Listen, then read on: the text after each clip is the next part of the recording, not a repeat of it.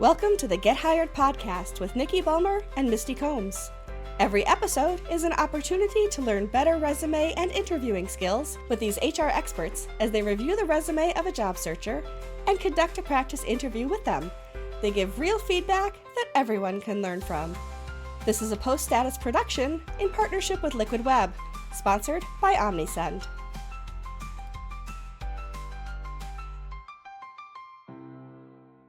Welcome to our third Get Hired podcast. Today is a very special podcast. It's a very special holiday here in the U.S. A day for love and celebration. It's my birthday. No, it's Valentine's Day. And happy birthday. Thank you. So we are going to do a special edition of the podcast today where instead of having a job seeker on, we had some folks give us questions that they have about the process. And Michelle Frechette is joining us today to ask those questions for us. And as always, except for last week, we have my boss and co-host Misty with us today. Thank Awesome. you. It's good to see you guys. And it's really exciting. I got a lot of these questions on LinkedIn, on different Slack channels. People DM'd me some of the questions. And I thought a lot of them are really, really good. There's one I'm not really sure what they mean, so maybe we'll skip that one. But all the rest I think are pretty good. So let's just jump right in.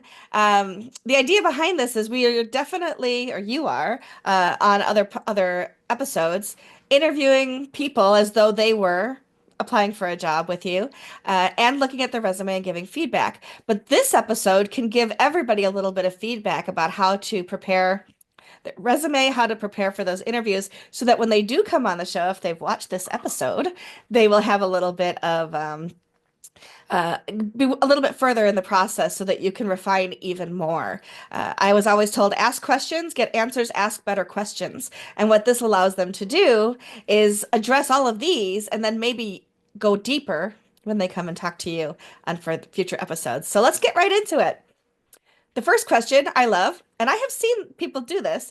I have been fortunate not to do this in my life, but the first question says, if I've had more than, say, 4 or 5 jobs in a 2-year span, how do I make it look like I don't job hop?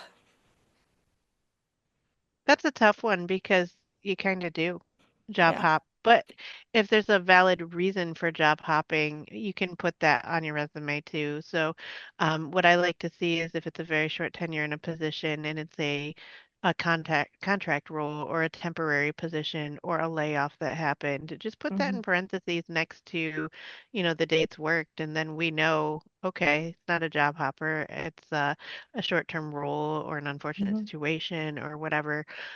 It's also something you can address in your cover letter too. If you had like extenuating circumstances, you can do a cover letter to kind of talk about that. Hmm. And I've seen some people have to leave a job because the company closed. Like that would be important to note too, right? So, Hmm. like I didn't Yeah, leave. Everybody had to leave. yeah. I mean, that's kind of in the vein of layoffs, just Yeah. extreme. Even the Yeah, CEO was laid off. yeah, yeah. But there's also some situations where you think a position just is very different than what your expectation was or the Yeah. team and it's just not a good fit. And Hmm. that's okay too to be open and honest about that. I started a role with high expectations. Unfortunately, the mutual decision was that I would seek other opportunities or it just wasn't a good fit. But being very careful not to speak negatively. I Right. personally once worked for somebody who I would have described as if Satan had a sister, she'd have been meaner. I You never worked really for mentioned her. you. Yeah, okay. Right. So you don't want to like throw people under the bus. Like I had to leave because the boss was so bad, kind of thing. Right, Because now is the boss really the problem or are you really the problem? And are you right. going to And badmouth that our company and all of those things that you have to think about? And exactly. and I think that's great if there's maybe one or two very short tenures over the 2 year span. But if every job that you have is, oh, this wasn't a good fit, this wasn't a good fit either, then you start going, if you Yeah. smell poo everywhere you go, check your shoe Yeah. situation. I mean, I would have gone with if it walks like a duck and quacks like a duck. But yeah, the poo analogy is a good one too. Well, I, let me asked this question around this, and I think I actually noted this in one of the future questions as well. I've seen people put together a functional resume versus a chronological resume. With a functional resume, yes, your dates of working someplace are there. Is it is it hiding things if you put a functional resume together so that it's like showing all the work you did in a particular area as opposed to like I worked here and I worked here and I worked here and I worked here? Is that good, bad, indifferent? I don't mind a functional resume, but usually when I see a functional resume, at the very end of it, they'll put just a list of their jobs and how long they were there just to tie it all together, because to me it is a red flag if there's no dates. Misty? Yeah, that makes sense. Misty, you think the same? I do. Sorry, my dog was barking, so I muted. But I think it helps, particularly if you've had a lot of broad experience in a lot of different industries or a lot of different types of positions, or you've done a lot of different contracting assignments because your skill set is really broad. Sometimes that functional resume really helps target the skills and abilities that that particular position is looking for versus your information is all messed up or hard to find. And anytime you can make it easy for a hiring manager to see what makes you special quickly, it's at your advantage. Now, this question wasn't in the list, so I'm just going to spring this one on you. But when somebody puts I know in the United States anyway, right? So we're coming from an American perspective here because we're hiring here in the United States. You're not allowed to ask me how old I am. Like you can ask me that once I've been hired. I have to put that down in, whatever my date of birth to get insurance and things like that. But to be hired, you can't say, so how old are you? Because of age discrimination, etc. If I were to put the year that I graduated college, does that not also tell you kind of, I mean, not definitely people go back to college at later years, but does that something that we should just leave off there because it also tells you my age, especially in my 50s?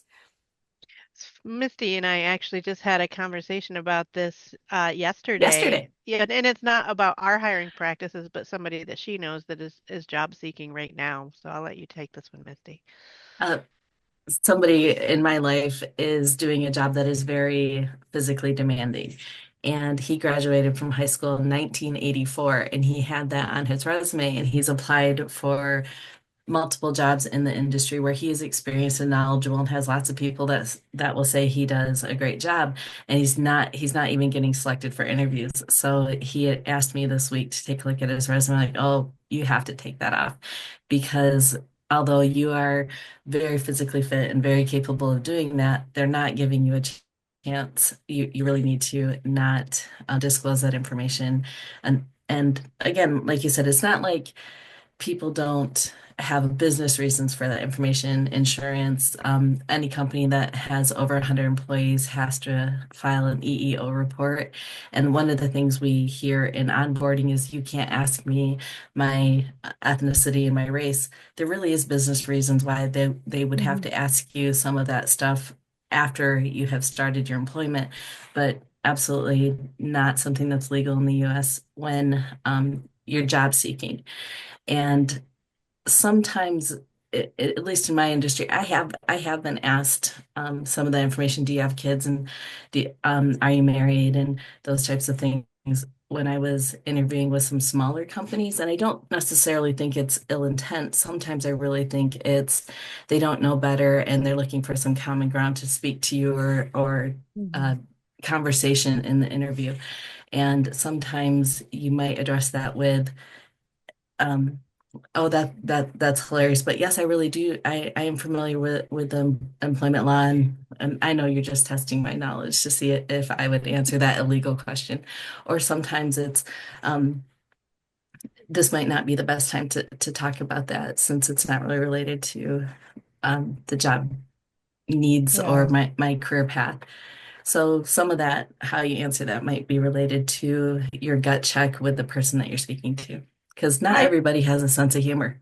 That's true. Very true. And especially But certain then do you want industries. to work with them? Right. You know, Right. I read recently that not to even answer questions about your hobbies, because certain hobbies will lead towards, oh, they must have kids, they don't have kids.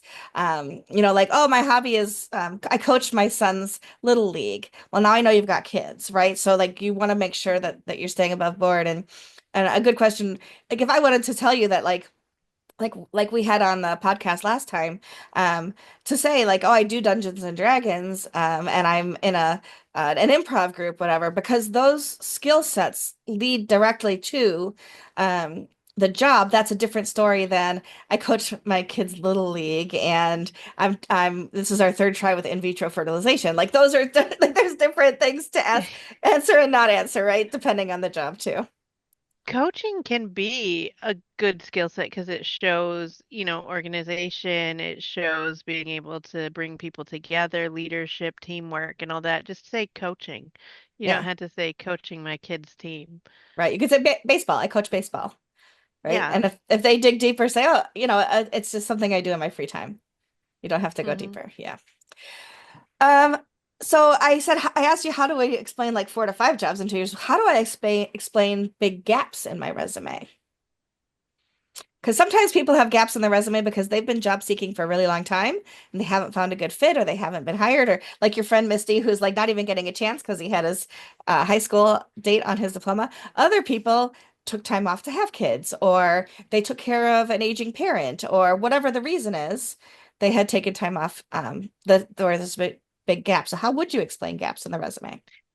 One clever thing that I've seen people do that have taken time off to, start a family or whatever, or take care of a loved one who was passing or something, is they put it on their resume as a job, like home manager or, home care facilitator or, something like that. I mean, and everybody knows what that means, but it also shows that they've been doing something, they're creative enough to apply it to a skill set. So, Hmm. um, and it doesn't necessarily tell if you have kids or whatever either. Hmm. If you put that in your cover letter, is it likely to get missed because people look at the resume more in depth than the cover letter? Would you still include it in the resume? I would put it in a cover letter and explain it if, vaguely, but I'd say, it's 50-50 if anybody's even going to read your cover letter. Right. Depends on what you're applying to. Makes sense. One of the questions I've always hated, and I don't see people asking this as often anymore, like the last job, like granted, I've only had my 4 jobs in my whole life because I tend to stick with places very long. But the question of where do you see yourself in 5 years, I think is absolutely ridiculous in today's day and age because like how do you even answer it? Like, well, I see myself working for you and making this company the best that it could ever be. Like, how do you answer that question?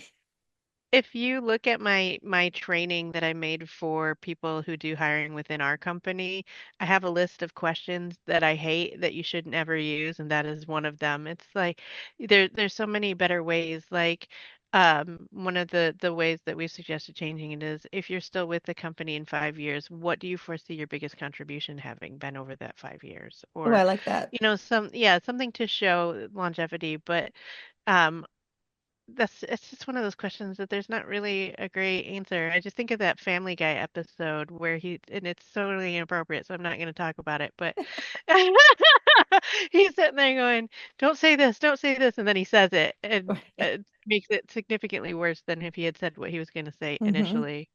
But it's Right. just, there's no good answer, Because really. retired is absolutely not the right answer either.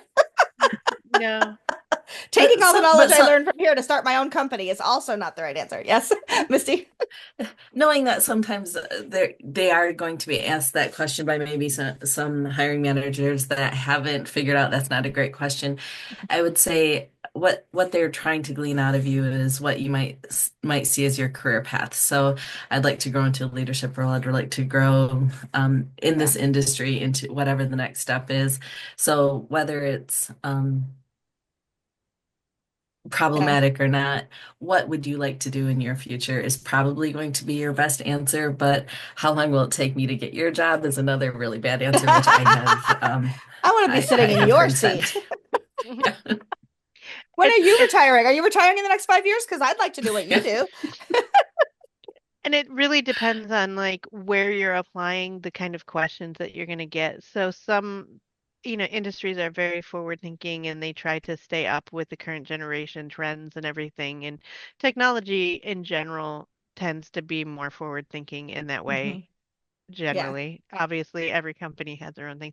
But if you go into something like government or, education, they're very, very set. And this is 1960. We're going to ask you the same 15 questions we have since, Yep. the 20s. And, have you, and they, when I go help at schools with like mock interview days and stuff, they give like a sample resume or application to the kids to fill out, and they have on there, have you been convicted of a felony? And just a bunch of questions that are not legal to ask. And I'm like, hey, you can't ask this. And they're like, why? It's on our application. I'm like, Hmm. no, here's the laws that passed Why don't you 2018, and have it's like why don't you have a they're in lawyer the look over that box. application again for you? Yeah, and they're like, well, nobody could work here if they're a felon. And I'm like, okay, you deal with that after, background checks and stuff, but Yeah. you can't. You can't. So, so often you get asked, like, what do you see as some of your greatest strengths? And those are usually a little bit easier to answer. Um, But the harder question is, what do you see as your biggest weakness? There's other ways people ask that particular question. Early on, I was told take one of your strengths and turn it into a weakness, so that when you answer it, it sounds like a kind of thing like, oh, I'm incredibly detail oriented, which sometimes makes it blah blah blah, right? And that's like, mm, you all see right through that, right? Like if I say, oh, I'm just such a hard worker that sometimes yada yada yada. So how do you answer the question of what some of what your weaknesses are? Exactly like that. Like So there's that not is the really a right way to better. do. It is the right way to do it, and yes, we can see through it, but also Um, it also shows a problem-solving skill for you that you figured Mm, out how to answer it in a way that doesn't make you look negative. The other thing that you can do is take a true weakness and say, this is what I'm doing to improve on this, and this is how mm, far I've come. hmm I said the way that I try to address it sometimes is to say, well, one thing I'd still like to learn in this industry is XYZ. So it's not really a Hmm. weakness, but it's something I want to improve on by learning more. And I Hmm. think that it kind of answers the question, even so, without telling you that, like, I'm always 2 minutes late to my desk or whatever, that kind of thing. So there's I sometimes you gotta got to stop get by that creative. coffee bar. I know, right? Like, I made my coffee this morning. I do love your cup though. Thank you. This is Hmm. my favorite Wonder Woman cup. It holds 2 cups of coffee. And Oh, yes, there nice. are 2 cups of coffee and steamed milk in there right now. Okay. So I saw a job I like. I know that I don't tick all the boxes. Should I still apply? And if so, should I address those areas that I don't tick in my cover letter? This is an interesting statistic that goes along with this question because men will apply to any job that they have a vague compatibility with. But women in general will only apply to something that they have like 80% or more of the qualifications Hmm. listed and they're confident that they have those. Um, what I always suggest when I'm talking to students is if it's a job that you're interested in and you think you can do, apply. You might not meet all the boxes, but almost nobody meets all the boxes. Right. Just go for it. Yep. Worst that they can say is no, and you get some feedback on how to improve next time. It's not the 80s where you had to print your resume at a print shop and mail it off to somebody, so you haven't lost any money by applying for that job online, right? Y'all remember True. those And I do days. think, oh, I do. And I think your point is good as far as if there's something that you don't quite meet, could you answer it in the cover letter? You can in the cover letter, but you can also in your professional summary section. Back in the old days, we used to have, the job that you want, and now Yeah. it's your professional summary. So you may have some skills or experience that isn't exactly ticking the box, but is relational. And you Hmm. might want to explain what that is. Yeah. So that brings out, like, back in the 80s, we used to have to we didn't have printers at home. We didn't have computers that did all these things. You went to a professional resume person who typed your resume up. You took it to Kinko's. I don't know, is there still a Kinko's around? I don't even know. You took it to Kinko's. Yes. Okay. Yeah, And it's they, FedEx Kinko's oh, there now. you go. And you got it printed, like my mom, I remember my mom paying like $50 or something to get 50 resumes printed. And so one resume had to fit all jobs you were applying to. Today, that's not the case. You can tailor resume by resume. But the one thing I would say, if you do that, make sure you double check before you send it off that you haven't applied to Liquid Web, and on top it says A2 hosting. You want to make sure that you're actually matching the resume to the person you're applying to. So, We do see that. And that, but you also want to make sure you kept a copy of what you actually sent them because yeah, later you may be asked to explain it and your format may be different, or you might be calling out things that you didn't give them. yeah. And So if you it is a do, little, if you do update that resume, save that copy as something else from your original. and it does get a little trickier with applicant tracking systems that have you apply with your LinkedIn profile. You Mhm. might not be able to do quite as much customizing for that specific job. True. Well, that's another question that came up a little further down. I'll go to that one now. I can't seem to find it, but it's same. Oh, here it is. If I have an updated LinkedIn account, do I even need a resume? Was the question. I hate one-click applies to the job because one-click applies skip most of my application questions that I add to customize the application. So Mhm. if I have 800 applications that roll in 24 hours, and we have people that did the one-click apply, and then people who actually bothered to go and look at the job and look at the questions and fill out everything in completion, I'm going with that one for completion. So Yeah. watch out for the one-click apply because you might be one-clicking yourself out of an opportunity. Oh, I like that. That's a good watch out for that one click apply. You might be one click taking yourself out of the running. That's good.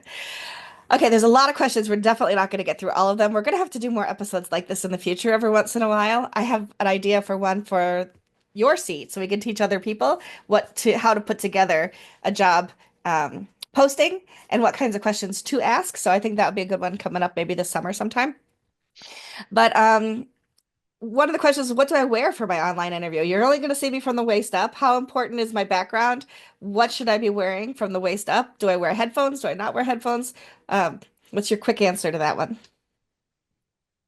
I don't care that much about your background as long as there's not like a Nazi poster hanging behind you or, you know, I mean, use something tasteful that's not going to spark a large amount of controversy or blur it so you can't tell Yeah. that that's there.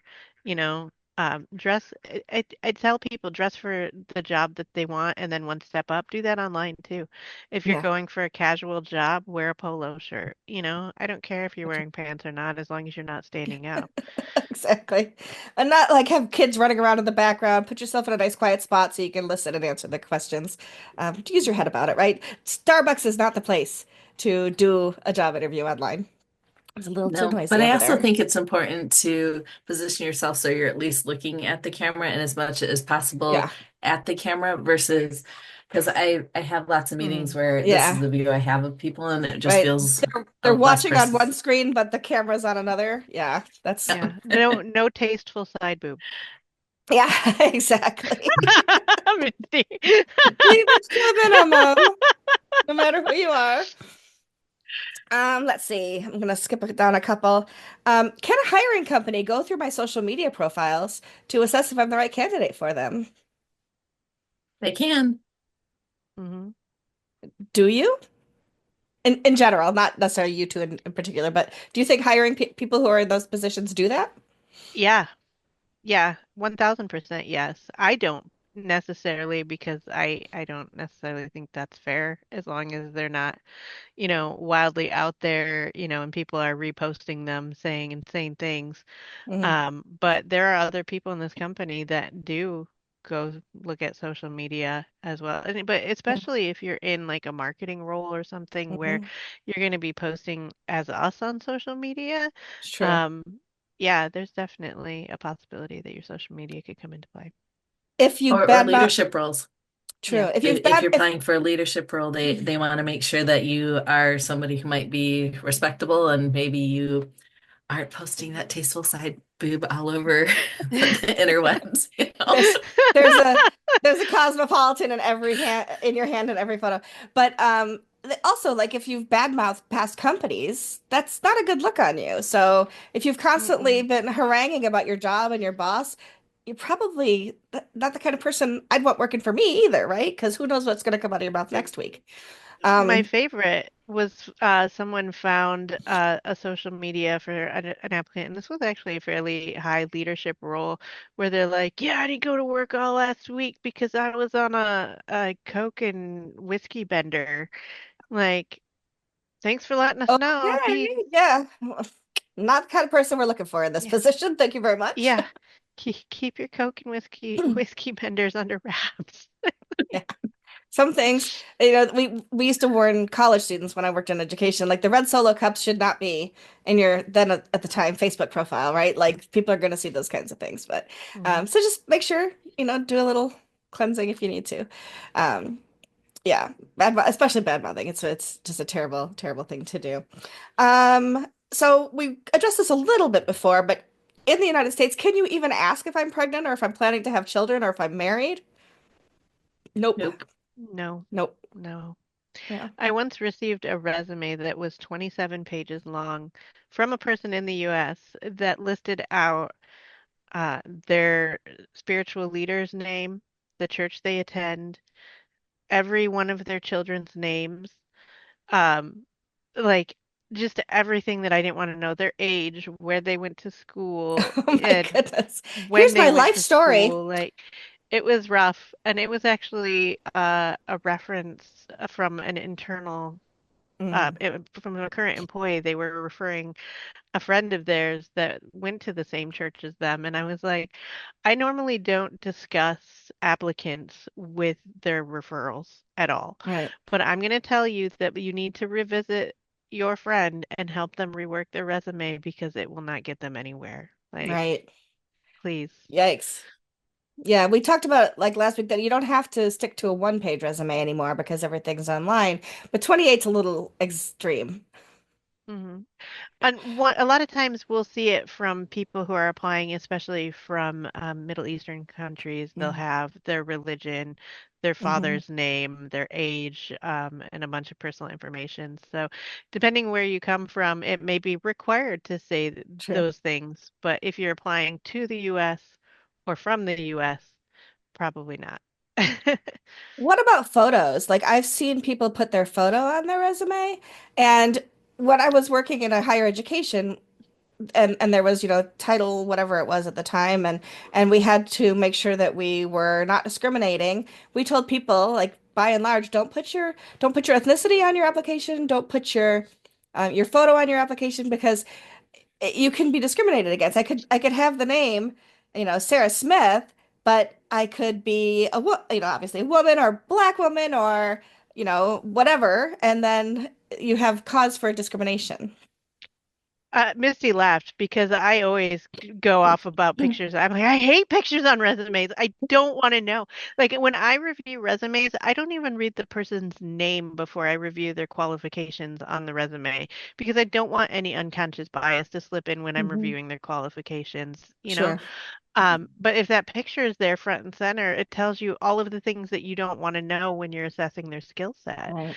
And if it's somebody that does have a conscious or unconscious bias, it's definitely going to affect the way that they look through those skill sets. Hmm. My favorite is the 1993 glamour shot that they might still be using hmm on their hmm resume in the 2000s with, you remember those really tall Yeah. bangs that look like lips Oh, and like all the hairspray with like hmm backlighting? It's amazing. I have a I photo I'll got send you later. I'll trade you one.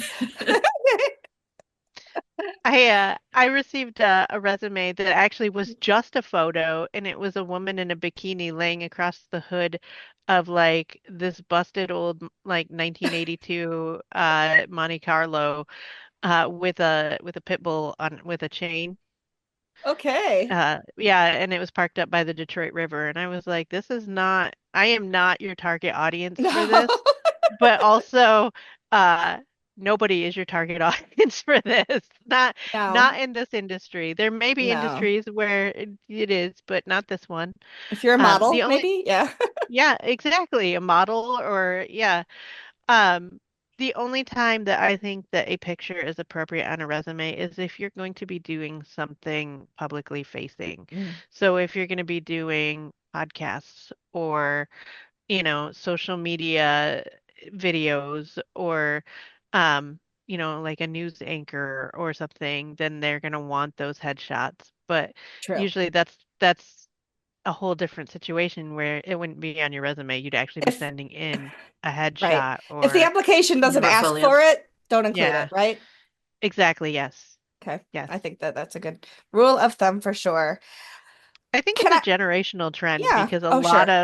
a lot of like Gen Z applications come with a photo on their resume. This is my one of my favorite questions. I will make sure that we include it because we have to wrap up pretty soon. But um, what is something that I should avoid doing or saying in an interview that would immediately put me in the do not hire pile? Oh, I got one. This was an actual interview that I had Okay. where the guy was applying for a Windows support role, and he was talking about his time in his cybersecurity club at the college and talked extensively about how bad this woman was in the cybersecurity club. And he kept referring to, I mean, it sounded like she was not doing a good job, but the way he kept referencing her gender over and over and over again is immediate. And so I asked him, I said, why is it so important for me to know that this was a woman that was failing in this role?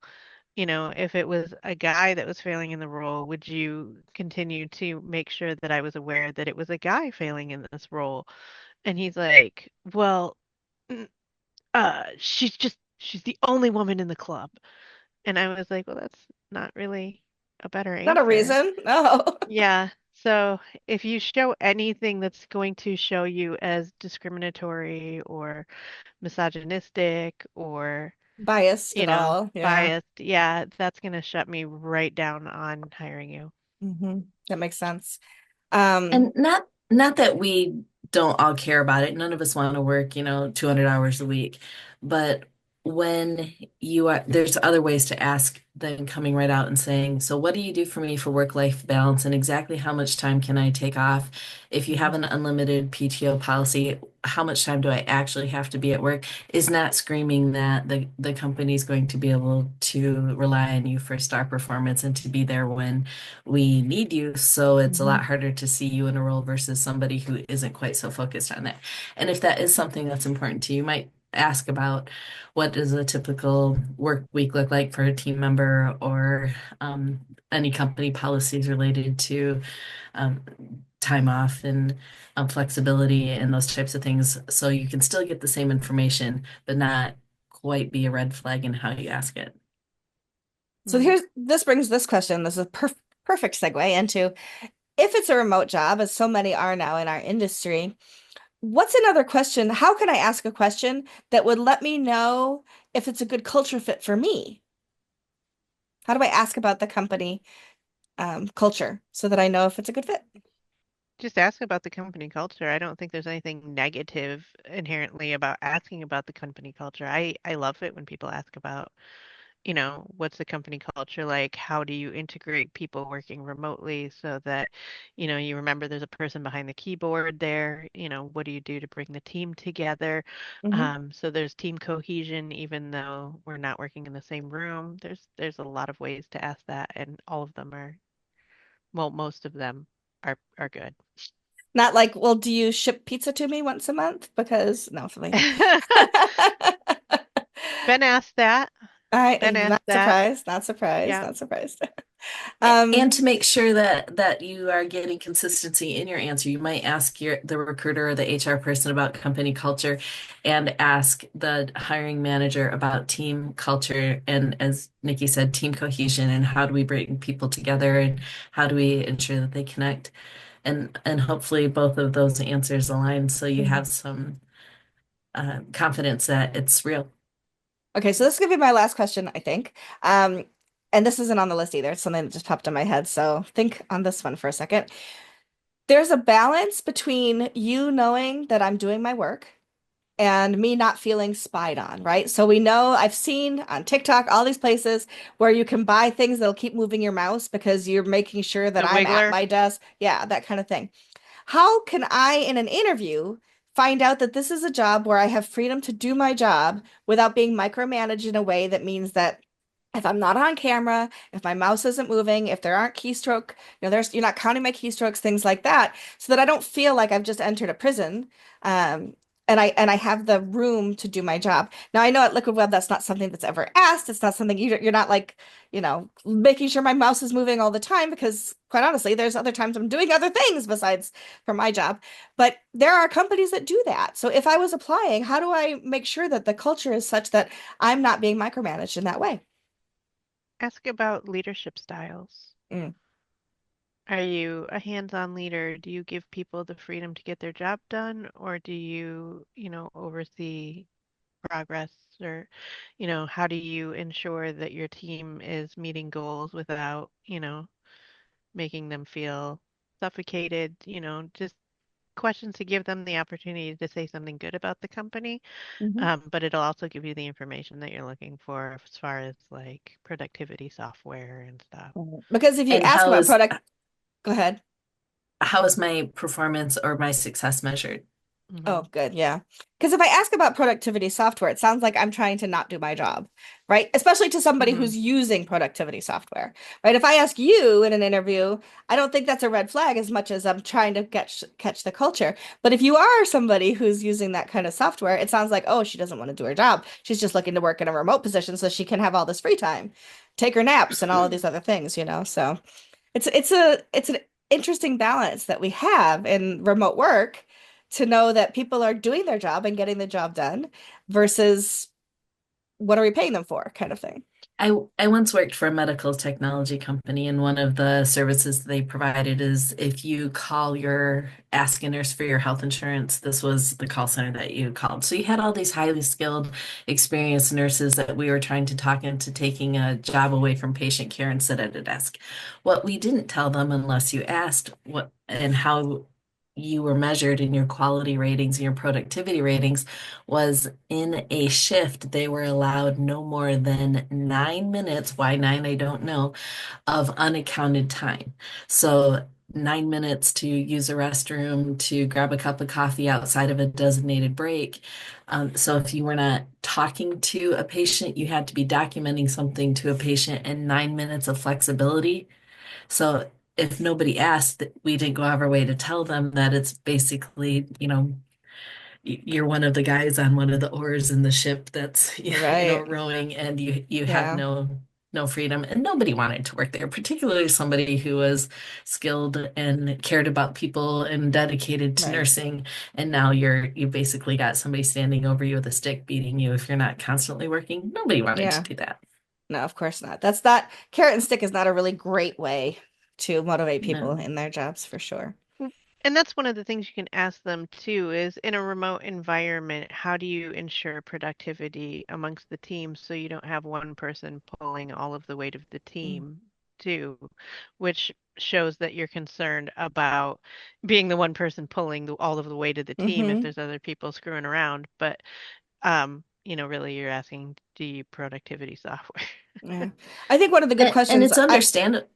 go ahead. It is actually an understandable situation why companies may do that. And even, Liquid Web, we've had a number of people since we have went fully remote who got another job and didn't bother to quit this one.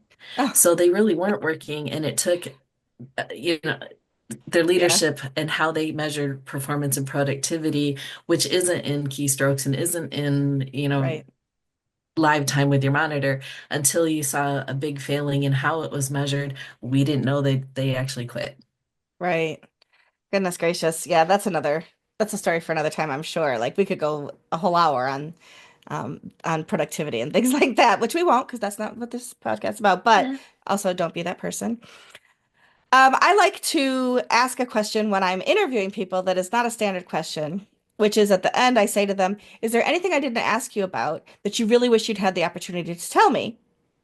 Because sometimes I'm like, oh, I really want to tell her this. I really want to tell her this.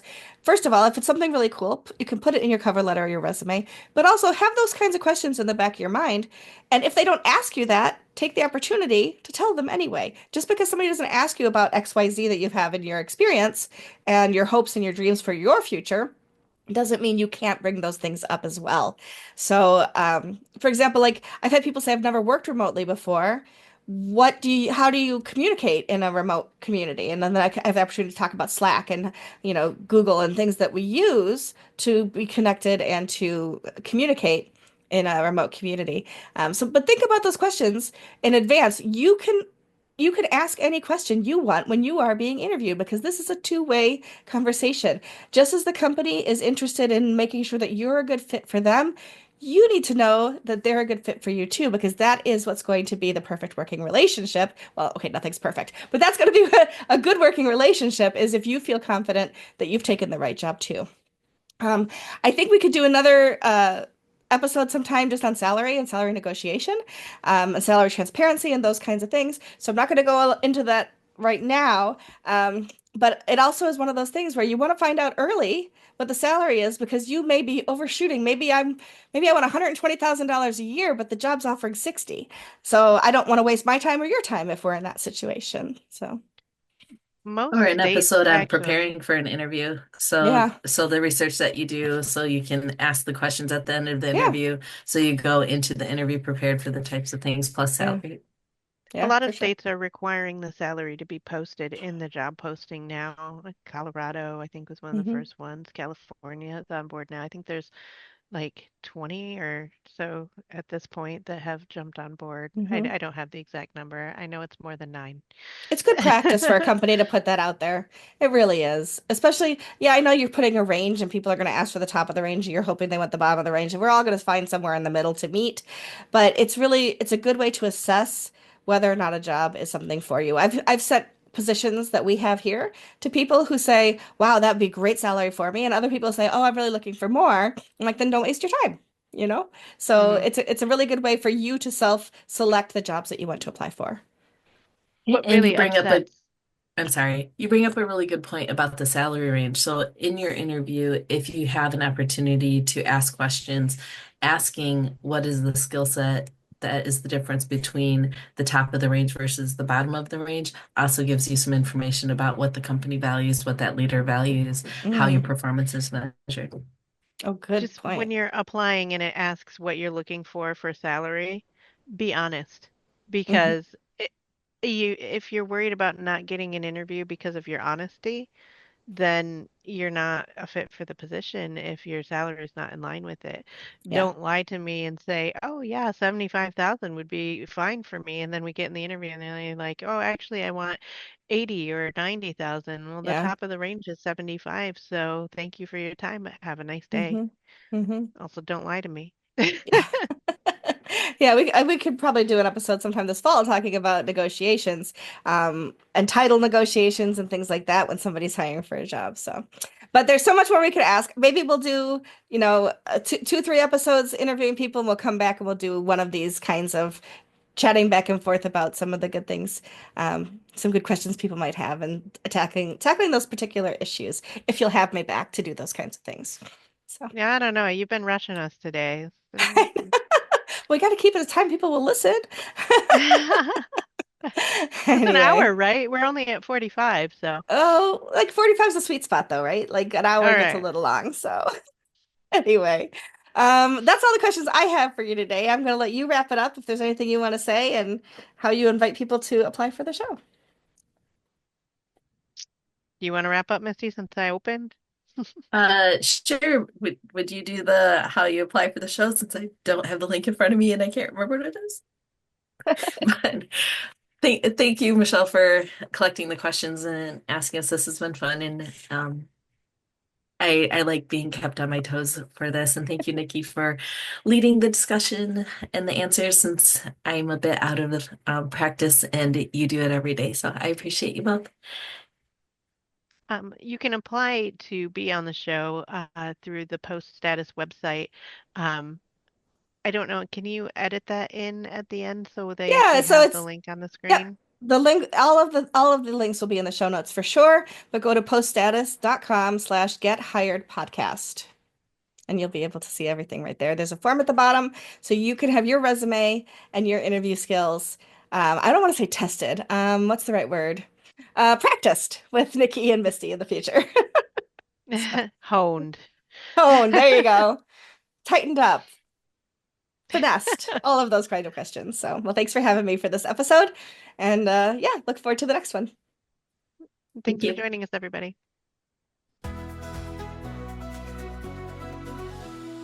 The Get Hired podcast is a post-status production in partnership with Liquid Web, sponsored by OmniSend.